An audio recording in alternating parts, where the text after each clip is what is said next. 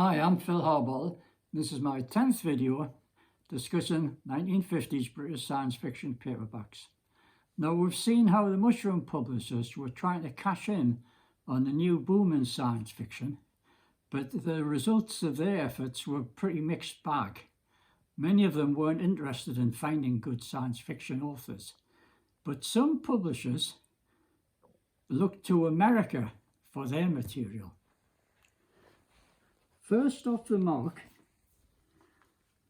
was the firm of World Distributors Limited in Manchester, part of the successful Pemberton group of companies. Their paperbacks were issued as a world fantasy classic and appeared between fall 1950 and spring 1951. With 160 pages at just 1 and 6, they were superior in format to most of their competitors' 112 and 128 page editions. Their first 4 novels were all First World Book editions and had been reprinted from the American science fiction magazines. The Whispering Gorilla was reprinted from the February 1943 edition of Fantastic Adventures. It had originally appeared as The Return of the Whispering Gorilla, and the cover had been skillfully copied from the original painting by Robert Gibson Jones on the magazine. Now, this fascinating novel was actually a sequel to The Whispering Gorilla by Don Wilcox, which had appeared earlier in the April 1940 Fantastic Adventures. Now, whilst this was acknowledged in the magazine, no reference was made to it in the book.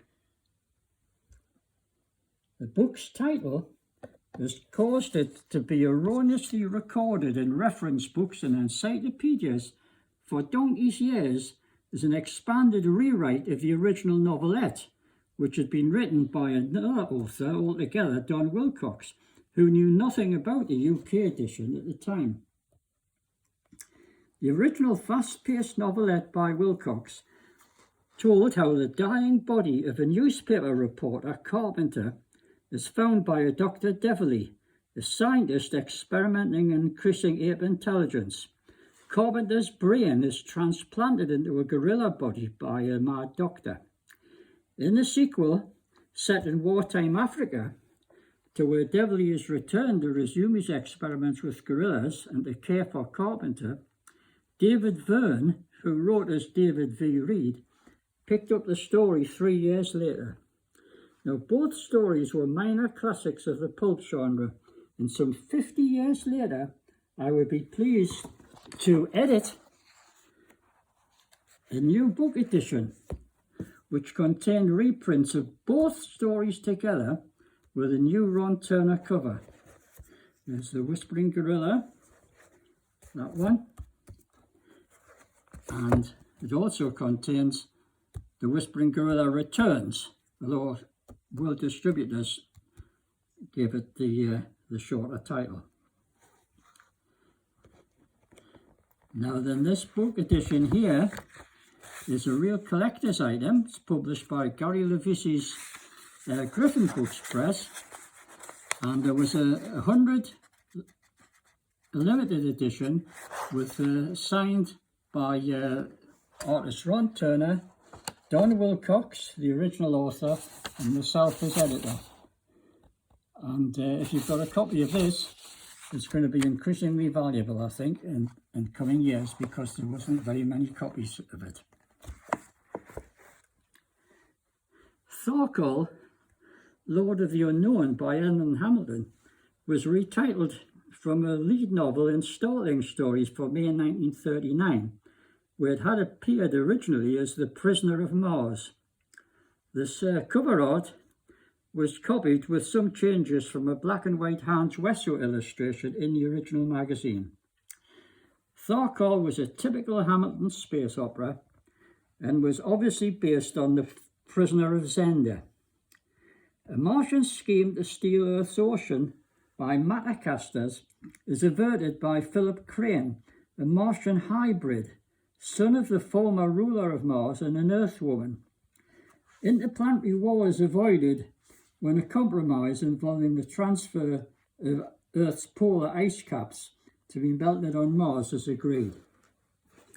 The Beast from Beyond by Manly Wade Wellman, publisher misspelled the name Manly, by the way, it doesn't have an E, had its original appearance in the summer 1944 Startling Stories as Strangers on the Heights. The cover was adapted from a black and white illustration in the original magazine. This novel was a rather uneasy mixture of Charles Fort and H.P. Lovecraft. Here, investigators into devil worship in South America discover disembodied alien intelligences dwelling on the tops of mountains, but it was well written, like most of Wellman's work. The Monsters of Jotunheim by Edmund Hamilton was also from Startling Stories. You see it. The January 1941 issue, originally entitled as A Yank at Valhalla. Now this cover art had been adapted from another black and white illustration. As you can see there, just get them up so you compare them. Also by Hans Wessel. Now then, apart from the misspelling of Jotunheim, there wasn't much wrong with this book. It was an excellent example of Hamilton writing at the top of his form with a terrific retelling of Norse mythology, buttressed by full-blooded science fiction explanations for the Norse legends. The action built up nicely to the inevitable climax, Ragnarok. Only the juvenile dialogue and treatment, which was tailored for the Startling Stories at that time, detracted from this being top-flight science fiction. Now then, it can be seen that these novels had all been quite carefully selected, almost certainly by an American agency, probably the Otis Klein Agency in America, and care was taken by the publisher with their illustrations, breaking with the Mushroom Boys attitude of sticking any old picture on the cover. But the next pair of titles showed a ghastly departure. The Metal Monster by Belly Luigi was not an American product, coming instead from a diabolical Australian scientific thriller paperback series published by Transport Publications, who were the Aussie equivalent to the worst of the English mushroom publishers. Its original title had been Crime Flies by Belly Luigi, and the idiotic cover was adapted from the original. Now then, Guy Levisi in his magazine Paperback Parade recently did a feature on this Australian series, and here we can see some of the Australian covers, and the English artist did a very close copy of the originals.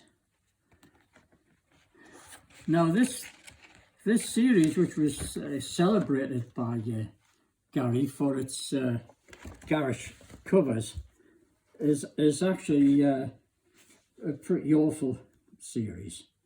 The stories aren't worth reading at all. But never mind, these books marked a terrific drop in quality. It was one of a whole series of thrillers featuring Detective Sergeant Bill Douglas and his young scientist sidekick, Peter Denny. Here, they investigate a master criminal who is employing a flying robot to steal jewels, pretty idiotic, and commit all kinds of murder. Its juvenile tone jarred oddly with scenes of unpleasant sadism. The robot was prone to beat men's skulls to a bloody pulp with its metal fists, and to go on doing it even after they died.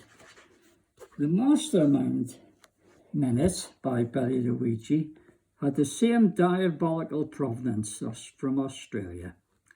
This time, Bill Douglas is investigating a criminal scientist who's discovered how to transfer minds from one body to another.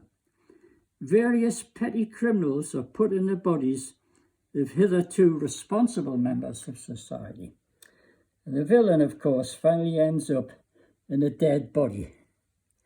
The author of these almost unreadable books was very possibly G. Clive Bleak, a prolific writer for the cheap American paperbacks. Now, why had the UK publishers chosen to reprint this rubbish? Almost certainly because they had been cheap and been offered to them as part of a package deal of Australian stories culled from the early issues of the Australian pulp magazine Thrills Incorporated. This was a low-quality Aussie counterpart of some of the worst English magazines. Just about its only virtue was that it had offered a market for native Australians, and later on it helped to start the career of beginning writers such as Norma K. Hemmings. Now, the material was reprinted by Pemberton's in two luridly juvenile magazines entitled Amazing Science Stories. There we can see the Australian provenance of these.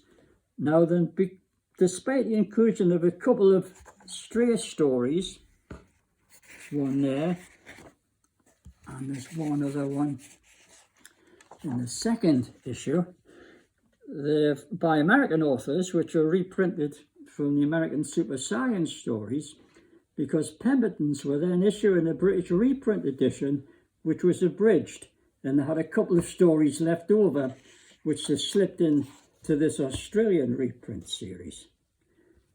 But these magazines, the Americans think these covers are attractive, and I suppose they are sort of luridly attractive and atmospheric, but the actual stories were awful. And these were a throwback to the Hamilton magazines, and actually they sank without trace. Now, but the next two world fantasy classics mercifully returned to the superior American source.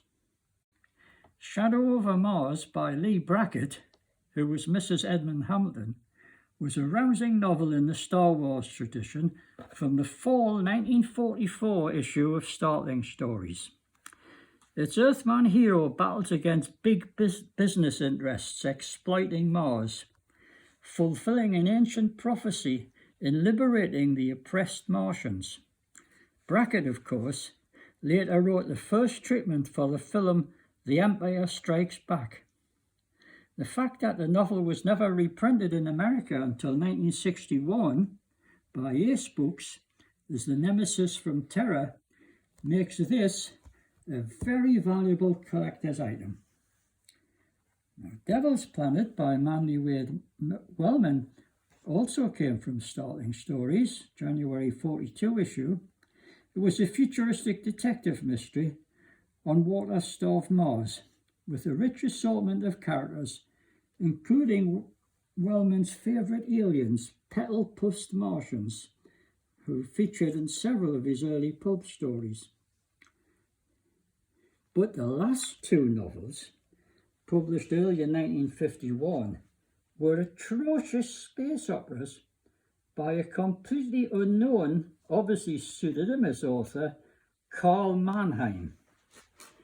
When the Earth Died was a wearisome story of refugees from a ravaged Earth after an atomic war, where, after various ridiculous adventures on the moon and in space, the last two survivors eventually settle on Venus to begin a new life, Adam and Eve style. Vampires of Venus was a sequel to the other novel, taking place 20 years later. Their parents now dead, two children set out to explore the other hemisphere of Venus, hoping to find humanoid life.